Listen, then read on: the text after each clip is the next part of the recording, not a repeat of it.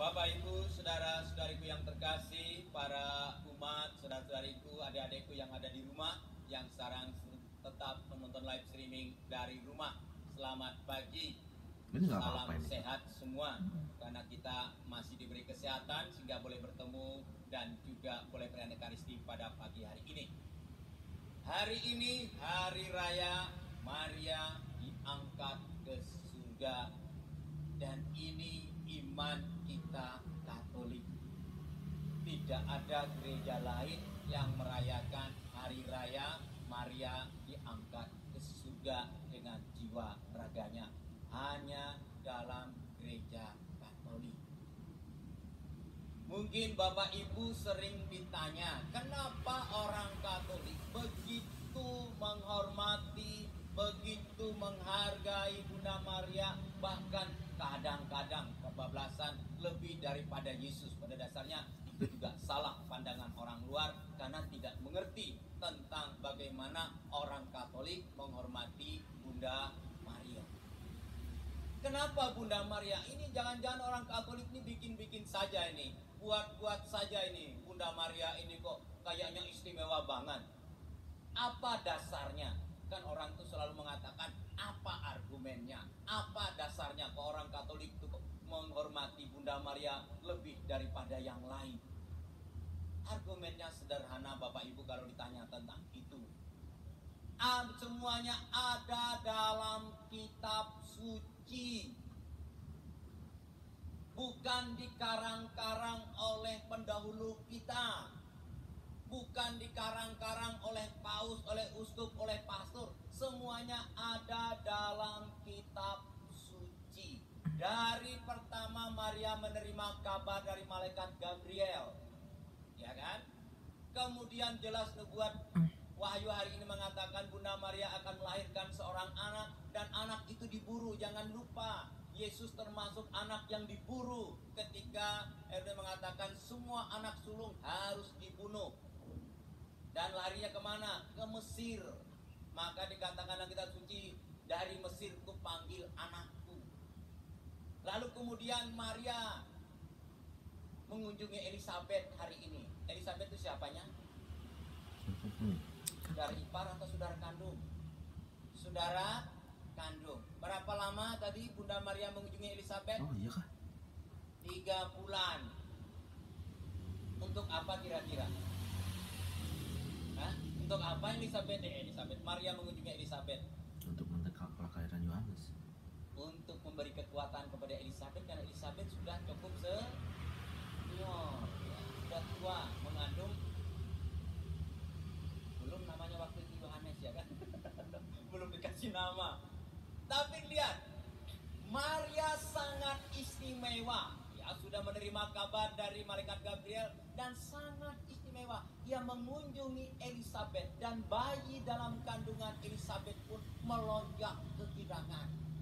Maka kalau Bapak Ibu mengunjungi orang yang hamil, lalu anaknya gembira, berarti Bapak Ibu sangat istimewa. Tapi kalau anaknya diam-diam saja, berarti ya nggak ada apa-apanya juga. Biasa-biasa saja, ya. Coba kalau kita hadir di tengah orang lain dan orang bergembira dan bersukacita, berarti kita tuh istimewa. Dan itulah Bunda Maria, anak di dalam rahim Bunda Elisabet melonjak kegirangan hanya dikunjungi oleh Bunda Maria. Kalau bukan orang istimewa, tidak mungkin tadi dipilih oleh Tuhan melalui malaikat Gabriel. Tidak mungkin juga bayi dalam kandungan Elisabet melonjak kegirangan. Saya membayangkan kalau zaman sekarang mungkin Yohanes Pembaptis ini jadi pemain sepak bola karena melonjak-lonjak, atau minimal menjadi atlet lompat galah. Ya, dia kan juga di padang gurun juga kan, pasti dia juga kuat berlari juga, tahan banting juga badannya. Ini kemudian kalau Maria ini tidak istimewa, ketika mujizat yang pertama ini menunjukkan kepedulian Bunda Maria loh. Ia peduli kepada Elisabet, dia mengunjungi Elisabet. Kemudian juga peduli kepada tuan rumah yang mulai kekurangan anggur. Nah ini juga mumpung live streaming, saya sering ditanya, kenapa pastor di gereja minum anggur? Itu kan ada alkoholnya. Berapa persen alkoholnya kira-kira anggur kita ini? Aku Berapa Pak Markus? 10 sampai 15% kandungannya. Saya selalu ditanyakan, kenapa pastor minum alkohol? Itu dilarang. Dilarang itu mabuk. Ya, Yesus pun mengubah air jadi anggur karena itu bagian dari pesta. Perayaan Ekaristi itu pesta enggak? Pesta iman. Ya, tetapi kan kita nggak mabuk kan? Ada yang pernah mabuk waktu misa?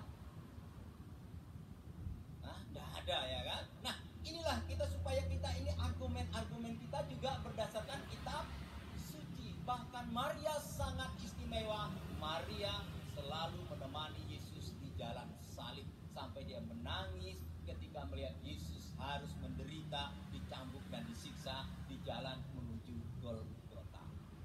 Dan ujung-ujungnya Bunda Maria juga yang memangku jenazah Yesus diturunkan dari salib dan disebut sebagai patung Pi yang ada di Vatikan, yang sekarang banyak replikanya, patung Pieta. Katolik ya. Patung Pieta, maka ada gambar di Vatikan yang sekarang, dulu waktu saya ke sana belum ada kacanya, sekarang sudah dibikin kaca. Mungkin ada yang usil-usil juga ya kan. Itu ada patung Pieta, patung Bunda Maria memangku jenazah Yesus. Di mana kita mengarang sendiri tentang istimewaan Bunda Maria? Ada dalam kitab suci. Maka orang Katolik jangan minder kalau ditanya tentang itu. Inilah sebagian kecil keistimewaan Bunda Maria. Kalau kita baca semuanya banyak hal. Sungguh pribadi yang luar biasa. Maria mengatakan, ia tuntas Tuhan. Asal artinya terjadilah padaku menurut perkataan. Inilah keistimewaan Bunda Maria. Dan kita sebagai orang Katolik ingin mal seperti Bunda Maria. Kalau kita ini memang istimewa, kalau kita ini memang orang baik, maka kemanapun kita pergi akan membawa sukacita. Ya, ini tanda-tanda orang baik, tanda-tanda orang istimewa. Walaupun sejak awal kan dikatakan Maria menerima kabar suka, bukan kabar kesedihan. Walaupun Bunda Maria sempat juga menolak, mana mungkin karena dia belum punya suami. Maria mengunjungi Elizabeth membawa sukacita. Maria ada di tempat orang yang menikah juga membawa sukacita. Dan Bunda Maria juga ketika memangku jenazah Yesus juga membawa sukacita bagi kita. Berarti Maria berani memegang Yesus yang sudah luka, yang sudah meninggal. Apakah kita juga berani memangku Yesus, mengandung Yesus, dan membawa Yesus dalam kehidupan kita? Kalau kita bisa, barulah kita istimewa. Inilah sedikit berkatekese tentang Bunda Maria yang ada dalam kitab suci. Mumpung disiarkan live streaming, karena kalau tidak lewat live streaming nggak terekam suara saya. Jadi kalau pengen lagi apa ya dulu penjelasan pastor tentang Bunda Maria, buka misa live streaming waktu misa Maria diangkat ke surga tanggal 16 Agustus 2020 waktu wabah corona. Ya, supaya gampang ingatnya. Memang sekarang itu kalau nggak direkam begini kita bisa lupa. Supaya tahun depan apakah khotbahnya sama dicek juga.